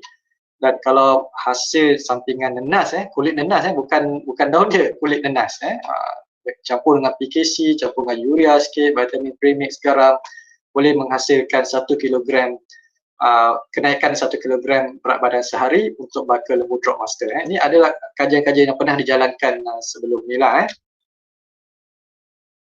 Okey, yang ni contoh industri ternakan lembu di Sumatera Utara. Saya pergi ke tahun 2012, saya pergi melawat kat sana. Dia bagi bahan-bahan dia hanyalah pelepah kelapa sawit dan juga campuran, ini campuran rice bran. Rice bran ni kalau tuan-tuan nak tahu ataupun ampas beras ni, dia bukan ampas padi tau, ampas beras. Masa proses polishing, proses pengilatan beras tu, bila proses pengilatan beras tu dia akan menghasilkan serbuk-serbuk. Ni lah serbuk dia. Nak jadi beras tu jadi bagi kilat, so dia akan polish. Ni hasil serbuk beras tu, kita panggil rice bran. Dan ini mesin kat sana, mesin chopper dia bukan potong 2 hingga 3 cm, dia terus hancur. Dia terus hancur. Dia punya pelepah apa semua ni hancur jadi macam ni. Dia punya lidi-lidi pun memang hancur. So that's why sana inovasi kat sini, inovasi kat sana memang kita agak kagum. Benda simple tapi diorang mampu menjadikan itu sebagai satu produk yang sangat berdaya saing dan sangat baguslah untuk industri mereka. Baik, and then dia mix dua ni sajalah. Dia mix PKC, dia mix pelepah kelapa sawit tadi dan juga dengan rice bran tadi. And then dia bagi pada ternakan dia. Tengok dia punya ternakan Brahman, memang semua badan dia memang cantik lah. Memang tak nampak dia punya tulang rusuk apa semua. Jadi benda ni yang kita nak sebenarnya lah. Baik, selain daripada tu ada juga tumbuhan-tumbuhan sekitar yang kita boleh beri pada ternakan sebagai bahan makanan ternakan. Untuk makluman tuan-tuan semua, daun ubi, bila kata ubi kayu lah, kita tak boleh bagi secara fresh pada ternakan tersebut. Hendaklah dilayukan sebelum diberi makan untuk mengurangkan kandungan cyanide. Okey, soalnya cyanide ataupun toksin-toksin ni selalunya berada dalam getah daun tersebut. Sama juga macam manusia, kita tak makan daun ubi kayu mentah-mentah kan. So soalnya kita celur dulu ataupun kita buat masak lemak apa semua. Kerana kita nak mengurangkan kandungan getah tersebut, kandungan getah, kandungan cyanide pada getah tersebut. Kalau kita bagi secara fresh, dikuatiri ternakan tersebut akan mendapat penyakit lah ya, penyakit ataupun kembung whatsoever semula. Baik, seterusnya daun nangka disukai oleh lembu sesuai untuk pengemukan. Daun nangka juga kalau kita lihat ni campur soalnya bila saya bagi tahu ni daun ubi, daun nangka bukan kita bagi 100% daun nangka.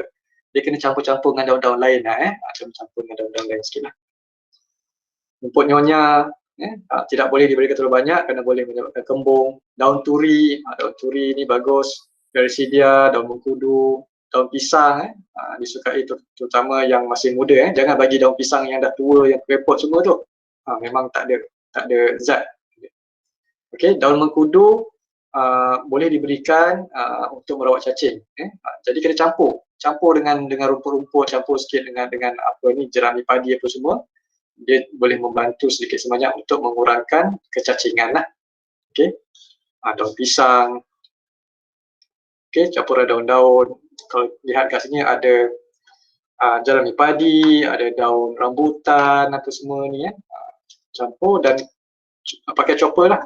Pakai chopper untuk menjadikan dia halus untuk bagi pada ternakan. Jadi kita boleh guna pakai sumber-sumber yang sekitar lah yang ada di sekeliling ladang tuan-tuan dan puan-puan untuk sebagai sumber makanan tambahan. Sumber makanan tambahan sekiranya sumber pokok ataupun sekiranya rumput dah berkurangan ataupun sementara nak menunggu rumput tu tumbuh dan matang untuk dipotong, jadi mungkin kita boleh bagi optional ni lah. Okey, daun pokok kesinai pun boleh juga diberi boleh juga diberi, tapi kalau dah jadi bonsai macam ni, memang kalau kambing datang makan memang cari nahas lah. Dia mempunyai zat yang agak bagus. Daun pokok kesinai, daun pokok mambu pun boleh juga digunakan pakai untuk merawat kecacingan kecacingan. Cuma bila saya katakan merawat cacing semua ni, kita bukan bagi dia 100%. Yang bahan-bahan yang ethno-veterinary ni ataupun perubatan tradisional, soalnya kita bagi dalam kuantiti yang sedikit sajalah, sedikit saja, bukan daun semambu 100%, campur dengan daun-daun lain lah. Okey, daun pokok nangka tadi, selaput tunggul. Alright, ini pun banyak, kalau tuan-tuan lihat selaput tunggul ni banyak membelit dekat tiang-tiang elektrik, kabel-kabel tiang elektrik tu, tu boleh tarik-tarik, campur-campur bagi makan sekali lah pada ternakan.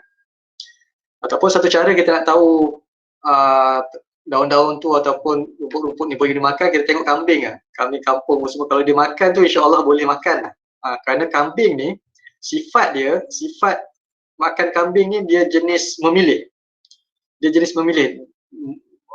Kalau biri-biri sifat makan dia jenis bulldoze je, apa-apa kita dekat bawah tu dia jenis meragut.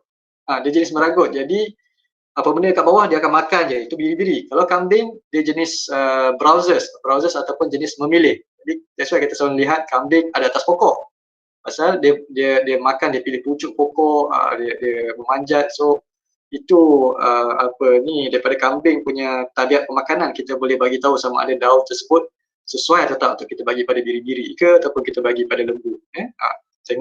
Tengok pada pola pemakanan kambing.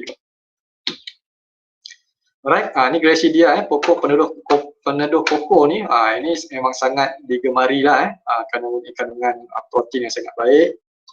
Soalnya dia buat sebagai pagar, pokok ni soalnya kita buat sebagai pagar untuk membataskan antara dua sepadan lah. Dan pokok petai belalang, Lucina leucocephala macam saya maklumkan tadi, dia punya petai tu dan juga dia punya daun tu memang sangat tinggi protein.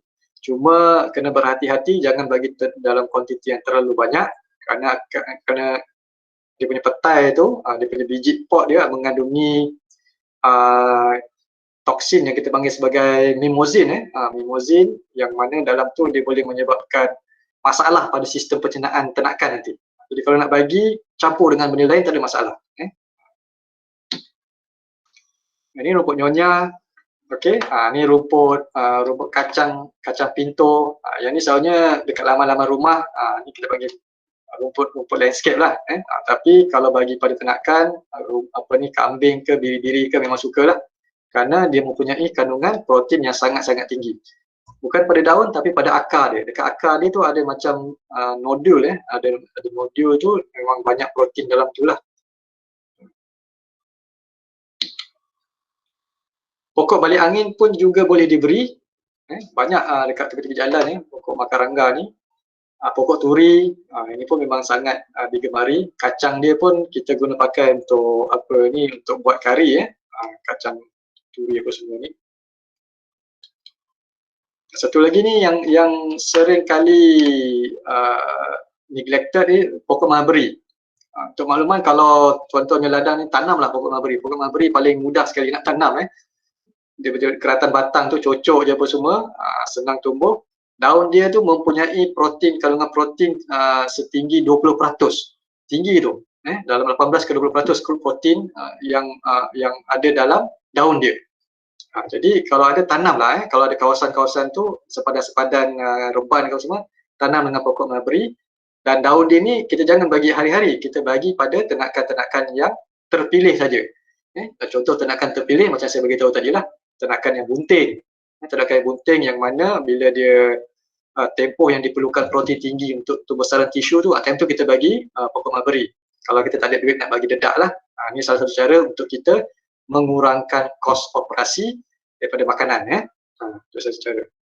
Daun ubi kayu boleh, tapi macam saya maklumkan awal tadi, kena keringkan dulu. Keringkan dulu supaya getah dalam dia punya urat-urat daun tu kering, kerana dalam getah tu sebenarnya terkandungnya cyanide, racun cyanide. Apabila bagi terlalu banyak akan menyebabkan kembung pada ternakan dan boleh menyebabkan kematian sekiranya diambil dalam kuantiti yang terlalu banyak.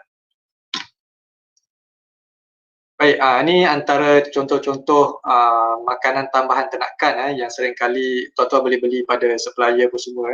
Ampas isi rong, kelapa sawit, ampas kacang soya, brewers pen grain. Brewers pen grain ni yang macam saya katakan tadi, daripada kilang pemprosesan arak. Ada isu sikit kat sini.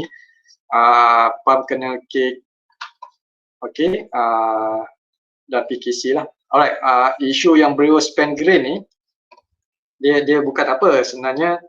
Benda ni kalau diberi secara percuma, kalau kita beri pada ternakan tak ada masalah lah. Tak ada masalah kerana benda tu pun dibuang daripada kilang tu, dia hasil pemprosesan, dia perang, lepas tu brewers pen grain dia buang.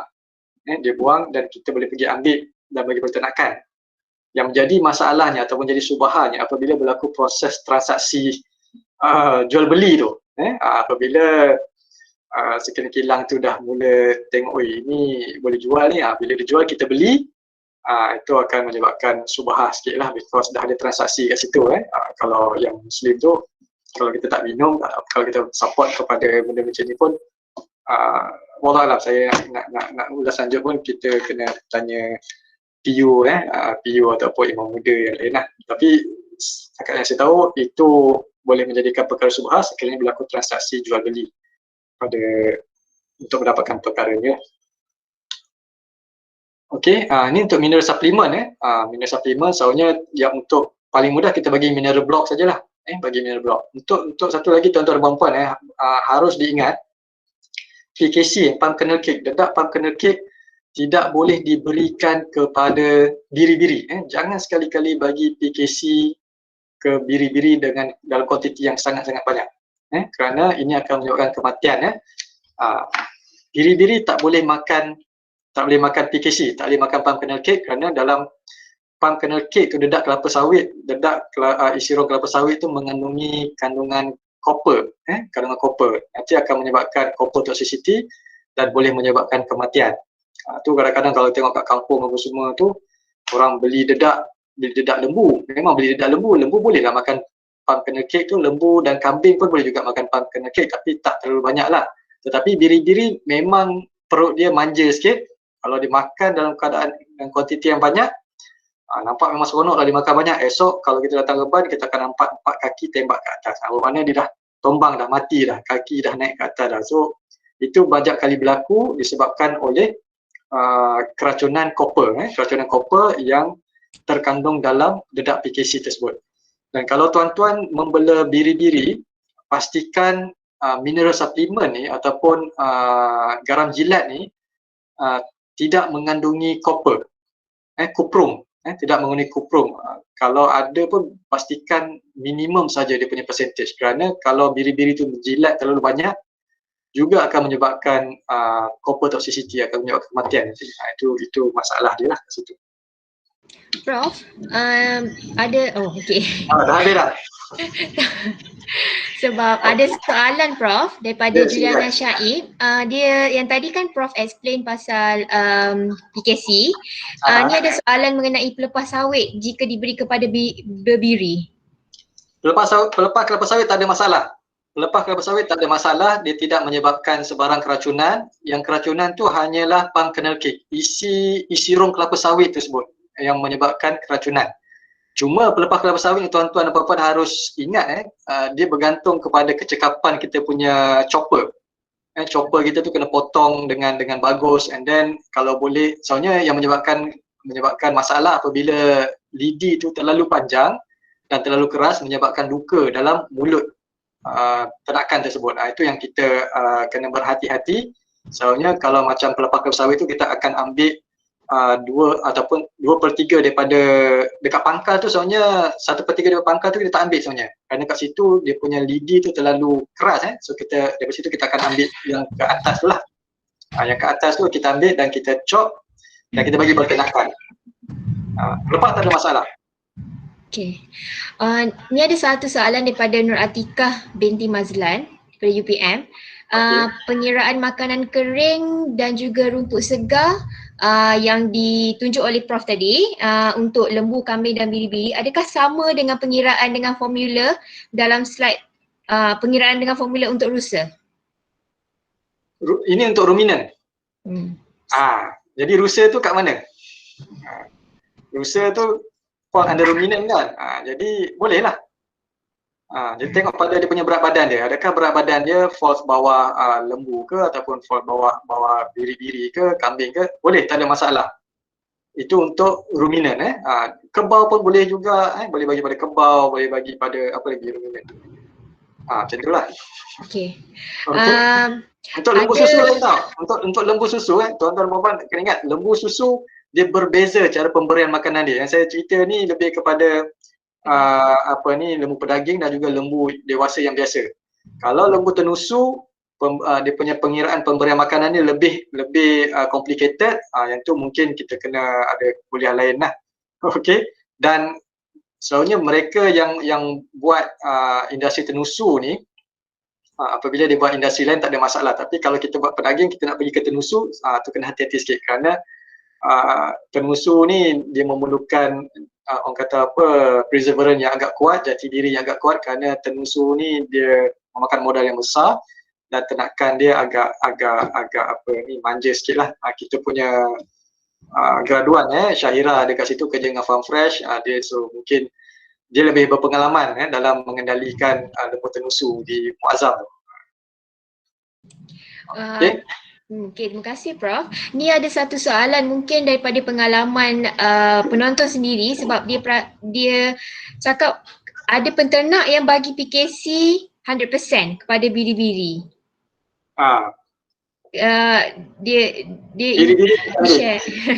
Dia share dia punya pengalaman kot. I mean ada penternak yang bagi 100% PKC tanpa rumput. Apa pendapat? Tanpa rumput. Okey. Kalau bagi, macam saya kata tadi lah, bergantung pada poket. Bergantung pada poket tuan-tuan dan puan-puan. Kerana PKC tu sekarang sekilo pun dah dekat 50 lebih, dekat 60 kan sekilo. Jadi kalau memang ternakan tersebut memang seronok kalau kita bagi dedak kat diorang, tapi tidak digalakkan, kerana kita kena ingat apabila bagi dedak ni, proses pencernaan dalam perut tu berlaku dengan terlalu pantas. Kita risau penghasilan gas akan berlaku dengan cepat dan ini akan menyebabkan kembung. Dan akan menyebabkan kematian lah kalau makan terlalu banyak. Tapi kalau biri-biri, kalau dimakan 100% PKC apa semua ni, kalau calon sehari dua mungkin kita tak nampak kesan, tapi 2-3 hari seminggu makan benda yang sama akan menyebabkan kematian. Akan menyebabkan kematian kerana kita panggil sebagai copper toxicity tadi lah, toxicity copper. Tapi sebaiknya campur dengan rumput. Kena campur dengan rumput. Mungkin dia bagi 100% dedak tu, mungkin time tu musim hujan ke apa semua, tak dapat rumput. Bolehlah bagi, daripada kita nak biar ternakan tersebut bising, lapar semua, kita bolehlah bagi dedak, but you have to be very careful lah. Kena monitor betul-betul benda tu. Kena monitor betul-betul. Okey Prof, terima kasih. Kita ada soalan yang terakhir daripada saya sendiri. Apa pendapat Prof mengenai penggunaan probiotik dalam pemakanan ruminan? Okey. Alright, ini pun isu hangat juga ni, probiotik ni. Pada saya, benda ni, probiotik banyak kita guna pakai ataupun kita banyak isolate bakteria tu dari environment yang diorang dah sentiasa daripada normal flora dia. Maksudnya kalau bakteria tersebut sebelum ni berada dalam perut lembu dan kita bawa keluar, kita expose dekat environment baru, ataupun sebelum ni bakteria tersebut dalam tanah, kita bawa keluar dan kita expose pada environment baru. Kita bimbang pada waktu yang jangka masa panjang ataupun jangka masa singkat, kita tak tahu bakteria ni ataupun mana-mana organism apabila dia di luar comfort zone dia, apabila dia berada di luar kawasan selesa, dia akan bermutasi untuk dia beradaptasi dengan keadaan baru tu, dengan environment baru. Sama juga macam kita manusia, kalau kita pergi ke kutub utara, kita akan makan banyak supaya badan kita dapat mengumpul lemak dengan banyak supaya kita dapat adapt dengan suhu sejuk sekitar. Jadi sama juga dengan organism tersebut, bakteria ke apa semua ni, apabila dia berada di luar rumah yang selalu duduk, dia akan cuba beradaptasi terhadap persekitaran baru, dan kita risau adaptasi tersebut akan menukar dia punya dia akan mutate, akan dapat menukar dia punya genetik tu menjadi sama ada dia menjadi lebih bahaya ataupun dia menjadi lebih tak bahaya. Because benda ni, mutation ni kita tak nampak overnight. Benda ni berlaku mungkin dalam tempoh 10 tahun baru kita nampak kesan dia. Jadi kalau sebaiknya yang probiotik ni, kalau tuan-tuan ada develop probiotik ni, boleh bawa bakteria tu pergi buat pengecaman bakteria. Kita nak identify bakteria tu biar betul-betul bakteria tu adalah bakteria yang selamat. Walaupun dia mutate pun kita tahu dia akan mutate menjadi bakteria yang kurang bahaya dan kita boleh membenarkan dia untuk bagi pada ternakan lah. Tapi kalau probiotik tu diguna pakai untuk spray pada najis, untuk spray pada lantai, untuk spray pada benda-benda lain yang tak masuk dalam mulut, itu tiada masalah. Itu tiada masalah. Probiotik yang diguna pakai untuk kita spray pada najis ayam, kita spray pada najis lembu untuk jadi kompos ke apa semua, itu tiada masalah. Tak kisahlah kita dia mutate ke apa semua, tiada masalah kerana kita tak guna pakai benda tu untuk sebagai sumber makanan.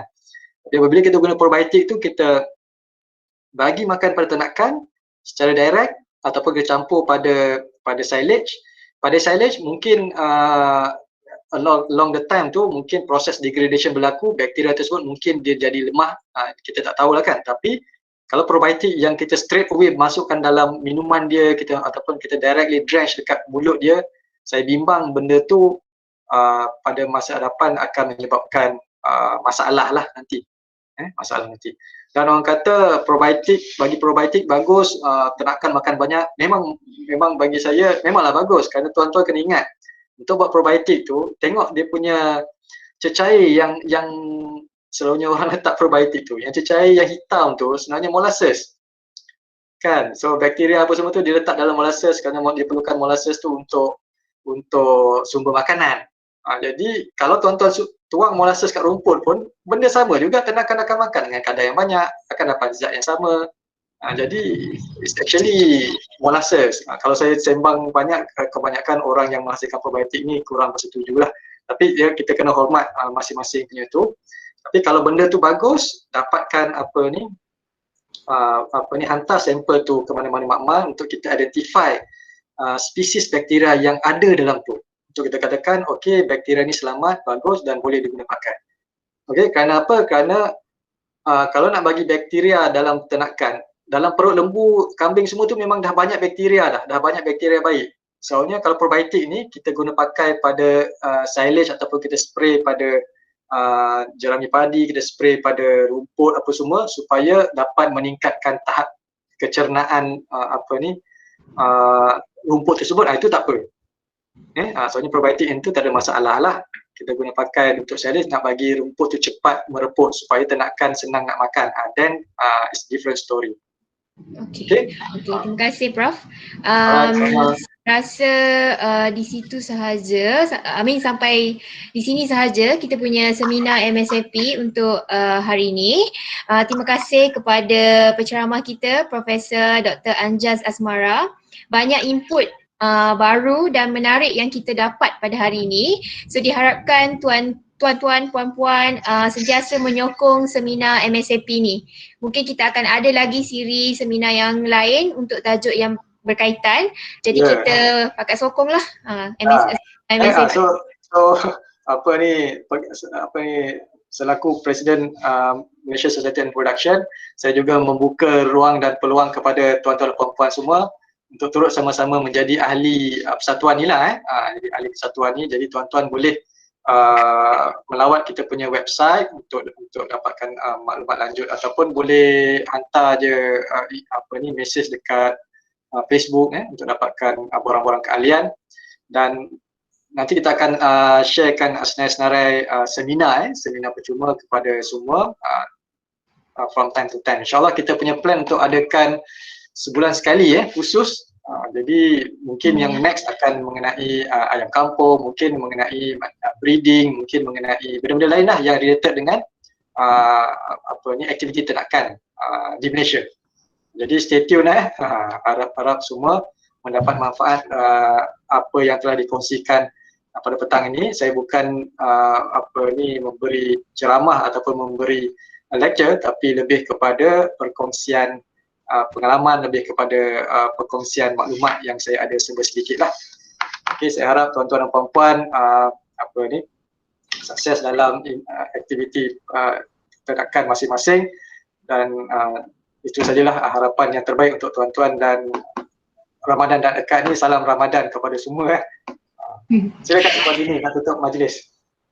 Okey, sebelum tu saya minta mungkin hadirin-hadirat boleh ramai-ramai untuk klik on the Facebook MSAP, so boleh ramai-ramai like dan juga lihat apa perkembangan MSAP yang terbaru. So saya rasa itu sahaja. Terima kasih dan saya mohon maaf daripada pihak saya mewakili UMK. Terima kasih juga kerana menjemput saya sebagai moderator. InsyaAllah kami berbesar hati untuk terus menyokong MSAP dan juga bekerjasama dengan pihak UPM.